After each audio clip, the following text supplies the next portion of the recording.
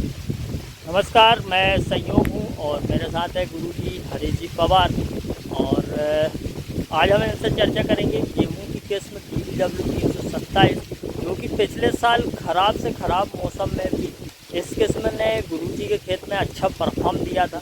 जो मैं देखने आया था, जो कि GW-513 के बगल में ये वैरायटी लगी हुई थी। बहुत से किसान कहते हैं कि ये 135 से 40 दिन पकने में ले लेती है। तो हम इस बारे में भी चर्चा करेंगे कि इन्होंने बुआई कैसे की, कितने दिन में पकी और इसका मैनेजमेंट कैसा था और इन्होंने क्या एवरेज गुरुजी ने इसका लिया। नमस्कार किसान मित्रों, हमने पिछले वर्ष बोनी हमारी लेट, तो हमने पहली बार सूखे में बुआई करने का निर्णय लिया और हमने DBW-327 जो बीज लिया था उसको हमने बीजोपचार रेक्सिल और उसके साथ में गाउचो सूखे की बोने के लिए बीजोपचार किया। मतलब एक फंगिसाइड है, एक इंसेक्टिसाइड। लगभग कितनी तारीख को बुआई हो गई थी? ये हमारी 15 नवंबर को बोनी हुई थी और 16 से हमारा पानी हुआ था, जो 16, 17 और 18 में पानी इसमें कंप्लीट हुआ। कितने दिन बाद आपने इसमें पहला पानी दिया? बुआई के हमने 20 दिन का पानी लगाते हैं, 20-21 दिन में, लेकिन हमारे यहाँ लगभग 15-16 दिन की स्टेज में एक पानी हल्का सा गिर गया था। जी। तो जो पहला पानी हमारा लगभग 28 से 30 दिन में पहला पानी गया। हाँ।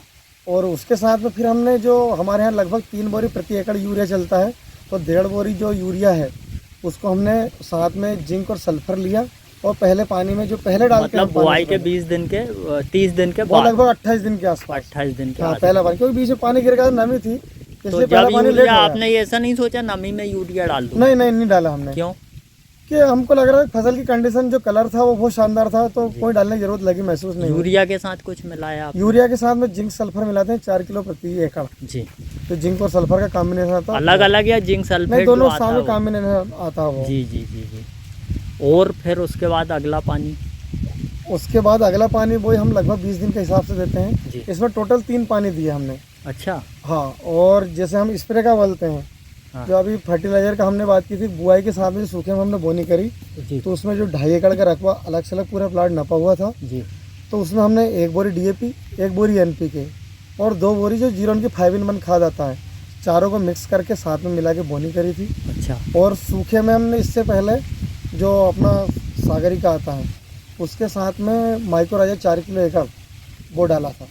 अच्छा। हाँ, ये मतलब हमारा बेसिल डोज में था बोनी से पहले, और फिर पानी दिया उसमें। हाँ। और पहला पानी लगभग 28 दिन में। इसके बाद 240 और जो अपनी जईमार पाओ जाते हैं। बीज कितना था पर एकड़ पे? पर एकड़ हमारा 75 की जो किलो प्रति एकड़ के हिसाब से डाला था, दोनों क्रॉसिंग किया था उसको। जी। और फिर टोटल आपने पलेवा मिला के 4 पानी हुआ पलेवा पका ली। और कितने दिन में आ गई थी फसल? ये भाई साहब लोग बोलते हैं कि 145-50 दिन में आएगी। हम भी सुन के थोड़ा घबरा रहे थे कि एक तो बोनी लेट है और फिर भी ऐसा नहीं हो कि लेट हो जाए, लेकिन अपने यहाँ 122 दिन में, मतलब 18 मार्च को ये बोनी कट गई थी। तो 18 मार्च को मैंने लाइव वीडियो भी चलाया था खेत से, अगर आपने देखा हो। मैंने देखा तो लगभग 122 दिन में ये फसल कट के हमारे घर आ गई थी। तो भाई साहब वो वीडियो डला हुआ है बाकी। हाँ। आप एक बार मैं फिर से गुरुजी से पूछना चाहूँगा कि उसका एवरेज क्या आया था? उसका एवरेज भाई साहब मैंने वीडियो में दिखाया है, लगभग 27 कुंटल प्रति एकड़ के हिसाब से इसका एवरेज आया था। और हमने जो पहला 2 स्प्रे में फंगिसाइड के किए थे जी। जो पहला पानी लगभग 38 दिन में हमने पहला स्प्रे किया था जी, जिसमें टेबुकोनाजोल प्लस सल्फर और एक मिक्स माइक्रोन्यूट्रेंट और सोलोमन इमामेक्टिन, जो जड़माहू और अपनी इल्लियाँ की जो बार बार आती है उसकी शिकायत के लिए जी। और इसी के साथ हमने जिंक का स्प्रे भी साथ में किया। तो आपको ऐसा लगा कि इस फसल में फफूंद की बीमारियां कुछ आती है?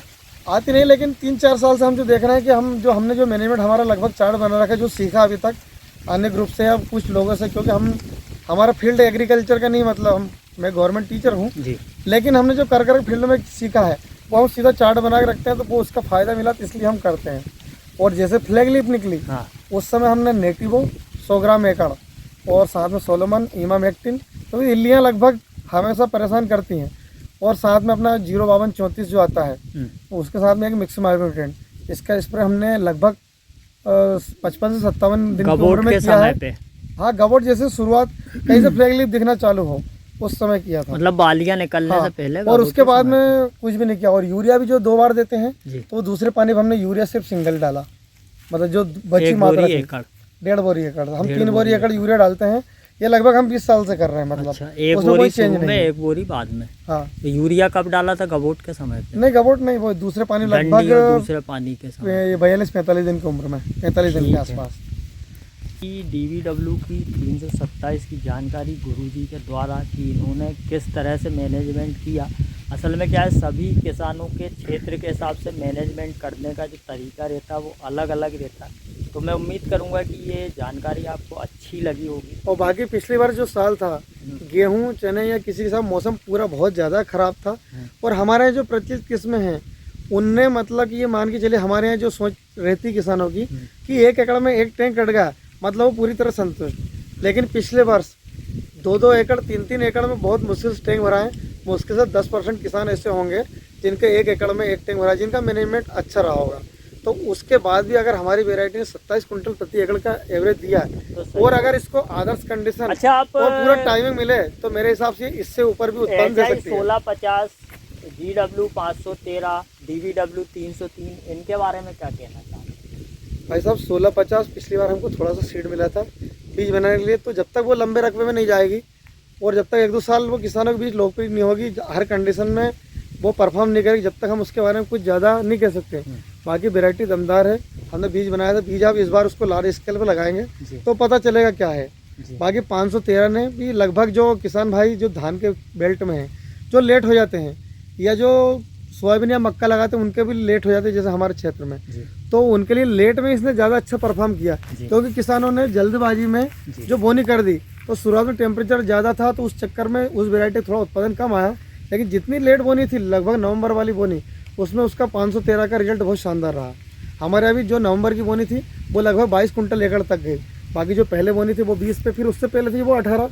ऐसी जो अक्टूबर की बोनी थी वो ज़्यादा टेम्परेचर डाउन था, और गेहूं की तो बिल्कुल ये मान चलो कि ठंड जब तक नहीं आ जाए तब तक बोनी मेरे साथ बचनी चाहिए। लेकिन क्या करते हैं, 3 फसल का लालच है हमारे यहाँ।